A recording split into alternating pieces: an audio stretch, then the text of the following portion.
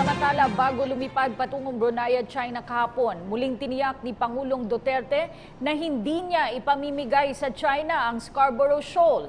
Sa katunayan, plano umano niyang talakayin kay Chinese President Xi Jinping ang ruling ng Arbitration Tribunal sa issue ng West Philippine Sea. Nanindigan din ang Pangulo na bagamat bukas siya sa pakikipag-alyansa sa China at Russia, ay isusulong pa rin niya ang independent foreign policy at pambansang interes. Ang ulat mula kay Ria Fernandez. Barter which is not ours belongs to the Filipino people. I cannot be the sole authorized agent, for that is not allowed under the Constitution. Ito ang tiniyak ni Pangulong Rodrigo Duterte bago tumulak ng Brunei at China nitong linggo para sa 5 araw na state visit.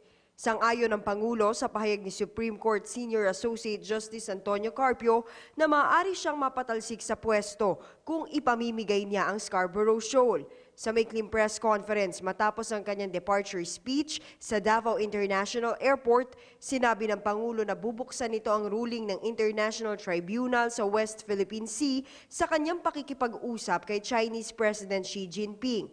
Lilipad ang Pangulo sa China sa October 18 mula Brunei. Of special concern, many are wondering how I would deal with China on the matter of the China Sea or West Philippine Sea. We will stick to our claim. We do not bargain anything there. We continue to insist that it's ours and that the tribunal, international decision will be taken up. Pero anya, magiging maingat siya sa pagtalakay rito. There will be no, as it hard impositions because this is a matter of international committee. When you go there, you only want to talk. And remember, there are only 2 options. We go to trouble or we talk.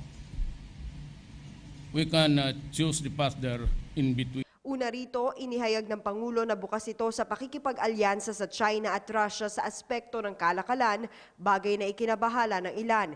Pero pagtitiyak niya, mananatili siyang tapat sa pagsusulong ng independent foreign policy at pambansang interes.